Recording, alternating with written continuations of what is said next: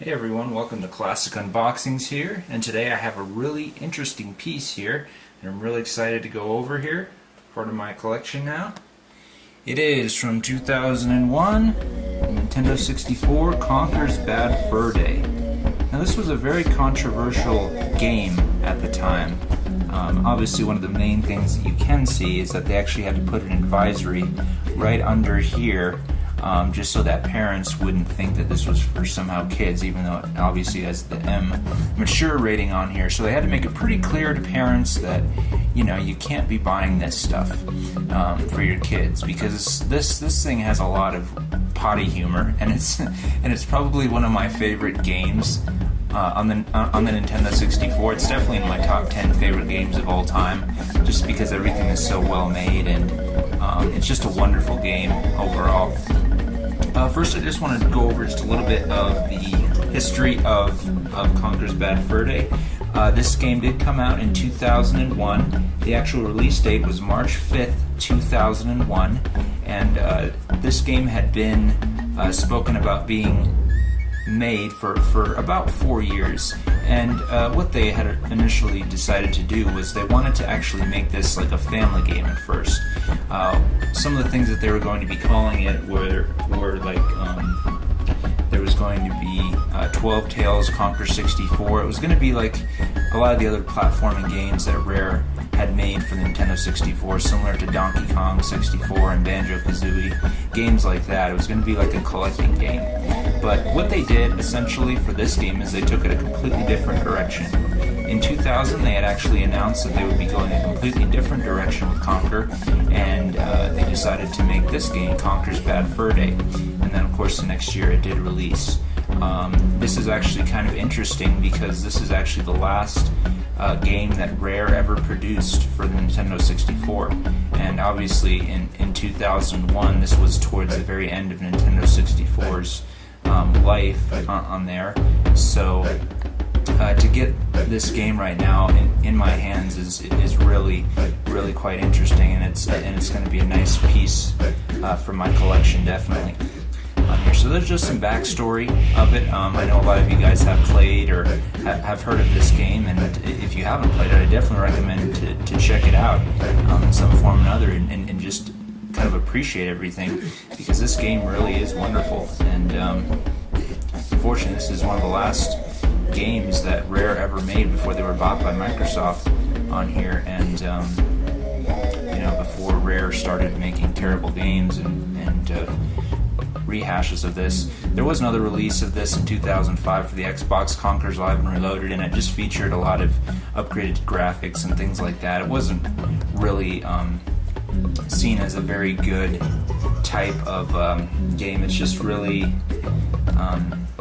an odd type of rehash game for it. It just had a different multiplayer system where you go online to Xbox Live and things like that, but it didn't really receive too well other than just a rehash. So let's get right to the actual cartridges here in the box. So this is the box here. I want to just kind of go around every corner. I really like this. There's the Grim Reaper on there. He's a pretty funny character on there. There's the Panther King on there, along with the Weasels. It's pretty neat. Very funny game. Now let's look at the back of this thing. It says back here, the guys at Rare have been very, very naughty. The day after his 21st birthday bash, Conker's sporting the worst hangover ever, and he just can't seem to find his way home. Prepare to stagger through randy, raunchy, raucous scenarios crammed full of bad manners, twisted humor, and graphic bodily functions. Unless you're a fan of violence, foul language, and racy innuendo, you'd best steer clear of this one. And there are warped characters. Meet slow-witted farm implements, a well-endowed sunflower, and a mysterious beast only known as the Great Mighty Pooh. I love that boss. It's probably one of my favorite bosses of all time on there. And then if we look over here, of course, you can see all the ratings. 2001 Rare. And of course the mature ratings, strong language, mature sexual themes, and animated violence. That's for sure. There's blood and a bunch of potty humor in this, but it's just an overall great game. It really is fun, and it's truly one of the most colorful games on the Nintendo 64. This thing was praised for having excellent graphics, and of course it's towards the end of the Nintendo 64's life, so I mean they definitely had everything in order when this game was made, and it's a wonderful game in that sense.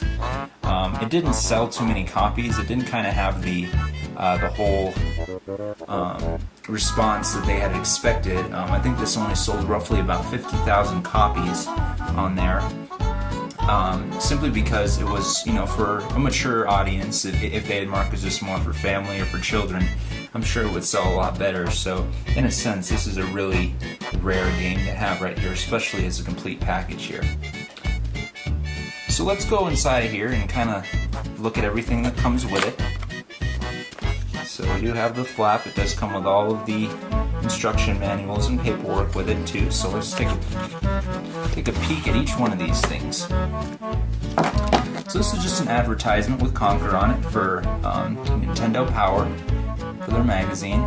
On here you can actually see that kind of at this point in the game they've kind of started to market it towards the online thing, because of course right around that time the online buzz really started to pick up a lot, so they're not so much advertising the magazine so much as they are the online content now.